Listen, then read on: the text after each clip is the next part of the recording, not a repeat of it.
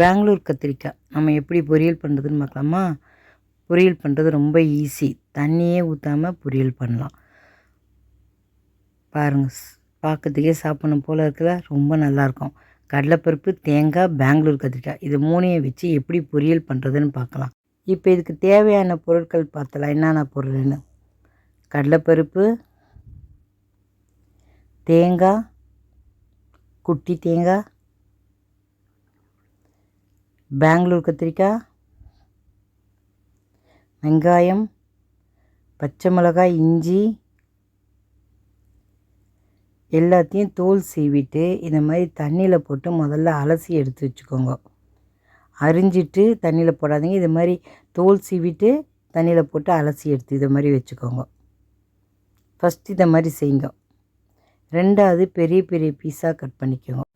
நீங்கள் கத்தியில் கட் பண்ணுறதா இருந்தால் பொடிசாக கட் பண்ணிக்கோங்க. அப்போ தான் நம்ம எண்ணெயில் வதக்கி வேக வைக்கிறதுக்கு சரியாக இருக்கும். தண்ணி ஊற்றாமல், ஏன்னா அதில் இருக்க தண்ணியிலே வெந்துடும். இப்போ பாருங்கள் நான் எப்படி கட் பண்ணேன். இஞ்சி, பச்சை மிளகாய், வெங்காயம் எல்லாத்தையும் போட்டுட்டு இப்போ இதில் கட் பண்ணி எடுக்கலாம்.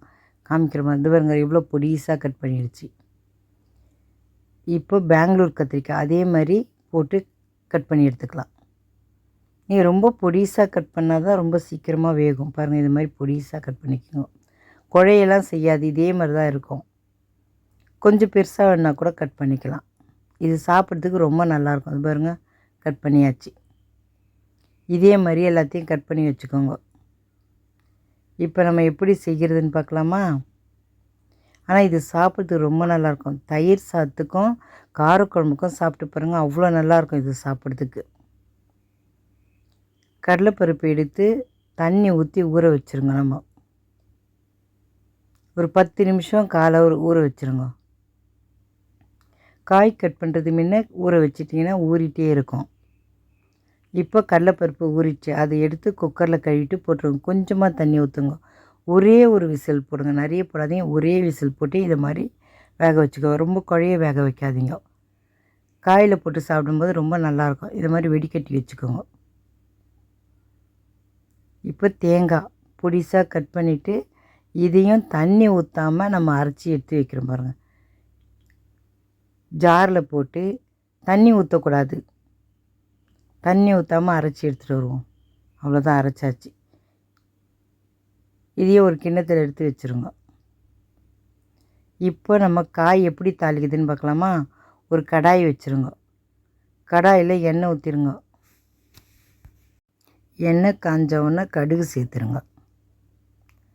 கடுகு பொரிஞ்சோடனே சீரகம் சேர்த்துருங்க. சீரகம் நல்லா பொரிஞ்ச உடனே வெங்காயம், பச்சை மிளகாய், இஞ்சி கட் பண்ணி வச்சுருக்கோம் பாருங்கள், அதை எடுத்து சேர்த்துருங்க. பாருங்கள், இது மாதிரி பொடிசாக கட் பண்ண அப்போ தான் சீக்கிரமாக வதங்கும். நல்லா இது மாதிரி வதக்கி விடணும். வெங்காயம் வாசனம், இஞ்சி வாசனம்லாம் போகிறதுக்கு நல்லா வதக்கணும். நான் காமிக்கிறேன் பாருங்கள், அதே மாதிரி வதக்கி செய்யுங்க. இந்த காய் சாப்பிட அவ்வளோ நல்லாயிருக்கும். சாப்பிடாதவங்க கூட இது என்ன காயின்னு கேட்பாங்க. அவ்வளோ நல்லாயிருக்கும் இந்த காய் சாப்பிட. பெங்களூர் கத்திரிக்காய் மாதிரியே தெரியாது, நல்லாயிருக்கும், டேஸ்ட்டாக இருக்குது. இன்னும் கொஞ்சம் வதங்கணும். பொறுமையாக சிம்மில் வச்சு வதக்குங்க. அப்போ தான் ரொம்ப நல்லாயிருக்கும் இது சாப்பிட்றதுக்கு. வெங்காயம் வதங்கலை, நான் காமிக்கிறேன் பாருங்கள். வதங்குற வரையும் வதக்கினே இருங்க. எப்படி வதக்கணுன்ட்டு. அவ்வளோதான், வெங்காயம் வதங்கிச்சு பார்த்தீங்களா? இதை மாதிரி வதக்கணும். வெங்காயம் பொறுமையாக செஞ்சிங்கன்னா ரொம்ப நல்லாயிருக்கும். இப்போ நல்லா வதங்கிடுச்சு வெங்காயம். நம்ம பெங்களூர் கத்திரிக்காய் எடுத்து சேர்த்துடலாம்.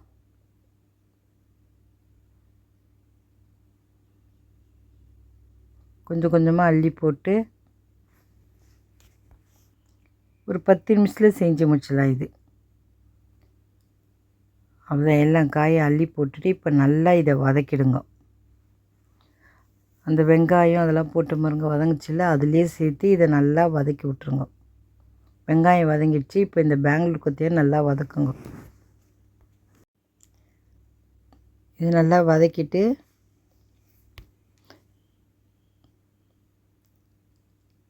இப்போ உப்பு சேர்த்துருங்க. காய் வதங்கிடுச்சு, உப்பு சேர்த்துருங்க. இப்போ மஞ்சாத்தூள் எல்லாத்தையும் சேர்த்துட்டு நல்லா வதக்குங்க.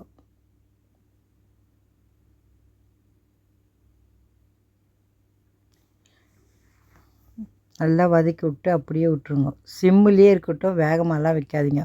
பாருங்கள், நல்லா வதக்கிட்டு அதில் காயில் கொஞ்சம் தண்ணி இருக்குது, அதுலேயே அந்த காய் வெந்துடும். இப்போ ஒரு தட்டு போட்டு மூடிடலாம். தட்டு போட்டு மூடிட்டு இப்போ பாருங்கள், நல்லா சுண்டிடுச்சு தண்ணி. இப்போ நல்லா கிளறி விட்டுருங்க, நிறுத்திடாதீங்க, நல்லா கிளறுங்க. இப்போ நம்ம கடலைப்பருப்பு சேர்த்துறோம். பார்த்திங்களா, அழியக்கூடாதுன்னு சொன்னேன், இதுக்கு தான் சொன்னது. அப்படியே முழுசு முழுசாக இருக்கணும். பொறுமையாக கிளறி விடுங்க. கடலைப்பருப்பு போட்டு கொல நக்கிடாதீங்க, சாப்பிடும்போது நல்லாயிருக்கும். இப்போ தேங்காய் சேர்த்துருங்க. தேங்காயையும் சேர்த்துட்டு நல்லா கிளறி விட்டுருங்க. ஸ்டவ் ஆஃப் பண்ணாதீங்க, சிம்மில் வச்சு செய்யுங்க. தேங்காய் நம்ம இப்படியே போட்டுட்டு கிளறிட்டு ஸ்டவ் ஆஃப் பண்ணிட்டேன்னு வச்சுங்க, கொஞ்சம் நேரத்தில் கெட்டு போயிடும். அதனால் கொஞ்சம் ஸ்டவ்வில் சிம்மில் வச்சுட்டு இந்த தேங்காயை எல்லாத்தையும் சேர்த்து நல்லா கிளறி விடுங்க. ஒரு 2 நிமிஷம் அப்படியே இருக்கட்டும், அப்போ தான் காய் நல்லாயிருக்கும், கெட்டு போகாது. தண்ணிலாம் இல்லை பாருங்கள், தண்ணிலாம் எதுவுமே இல்லை, நல்லா சுண்டிடுச்சு. காய் ரெடி ஆயிடுச்சு. அந்த தேங்காய்க்காக கொஞ்சம் நேரம் நம்ம அப்படியே கிளறிட்டே இருக்கலாம் ஸ்டவ்வில். தேங்காய் போட்டு ஒன்றே இறக்கிட்டேன்னு வச்சுக்கோங்க, கெட்டு போயிடும். அதுக்காக தான் இந்த மாதிரி ஸ்டவ்வில் வச்சு நம்ம நல்லா கிளறி விட்டுருக்கோம். காய் ரெடி ஆயிடுச்சு. சாப்பிட்டு பார்த்துட்டு எப்படி இருக்குன்னு சொல்லுங்கள். நீங்களும் இதே மாதிரி செஞ்சு பாருங்கள், ரொம்ப நல்லாயிருக்கும். நல்லா ஞாபகம் வச்சுக்கோங்க, காரக்குழம்புக்கும் தயிர் சாதத்துக்கும் இது ரொம்ப நல்லாயிருக்கும் சாப்பிட்றதுக்கு. நீங்கள் சாப்பிட்டு பார்த்துட்டு எப்படி இருக்குன்னு சொல்லுங்கள். நீங்களும் இதே மாதிரி செஞ்சு பாருங்கள். நான் என்ன சொன்னேனோ அதே மாதிரி செய்யுங்க. கடலைப்பருப்பு அழிய விட்றாதீங்க. இதை மாதிரி போட்டால் தான் இதில் சாப்பிட்றதுக்கு ரொம்ப நல்லாயிருக்கும். இதை செஞ்சுட்டு இப்போ நைட்டு சப்பாத்தி செஞ்சோம்னா சப்பாத்திக்கு வச்சு சாப்பிட்லாம். தோசை இட்லிக்கெலாம் நல்லா இருக்காது, சப்பாத்திக்கு மட்டும்தான் நல்லாயிருக்கும். இப்போ இதை நம்ம சப்பாத்திக்கும் செஞ்சு சாப்பிட்லாம். சாப்பிட்றதுக்கு அவ்வளோ நல்லாயிருக்கும். இது பெங்களூர் கத்திரிக்காய் மாதிரியே இருக்காது, அவ்வளோ நல்லாயிருக்கும் இது சாப்பிட்றதுக்கு. உருளைக்கிழங்கான்னு கேட்பாங்க, அது மாதிரி டேஸ்ட்டில் இருக்கும். இது நல்லாயிருக்கும் சாப்பிட்றதுக்கு. பெங்களூர் கத்திரிக்காய் சாப்பிடாதெல்லாம் கூட இதை செஞ்சிங்கன்னா சாப்பிடுவாங்க. உருளைக்கிழங்குன்னு நினச்சின்னு சாப்பிட்ருவாங்க, அவ்வளோ நல்லாயிருக்கும் இது சாப்பிட்றதுக்கு. நீங்களே இதே மாதிரி செஞ்சு பாருங்கள். பார்க்கும்போதே சாப்பிடணும் போல் இருக்குல்ல. உடனே போய் செஞ்சு பாருங்கள். ஈஸியான முறையில் டக்குன்னு செஞ்சிடலாம். வீட்டில் இருக்கிற பொருளை வச்சே செஞ்சிடலாம். சாப்பிடணும் போல் தோணுதில்ல, நீங்களும் சீக்கிரமாக செஞ்சு இதை சாப்பிட்ருங்க. சாப்பிட்றதுக்கு அவ்வளோ நல்லாயிருக்கும். மஞ்சாத்தூள் போடுங்க, அப்போ தான் ரொம்ப நல்லாயிருக்கும் அது பார்க்குறதுக்கு. மஞ்சாத்தூள் போடலைன்னா வெள்ளையாக இருக்கும், அதனால மஞ்சாத்தூள் போட்டே ஆகணும் இதுக்கு. அப்போ தான் இந்த காய் ரொம்ப டேஸ்ட்டாக இருக்கும் சாப்பிட்றதுக்கு. நீங்களும் இதே மாதிரி செஞ்சு சாப்பிட்டு பார்த்துட்டு எப்படி இருக்குன்னு சொல்லுங்கள். லைக் பண்ணுங்கள், ஷேர் பண்ணுங்கள், மறக்காமல் நம்ம சேனலுக்கு சப்ஸ்கிரைப் பண்ணுங்கள். தேங்க்ஸ் ஃபார் வாட்சிங்.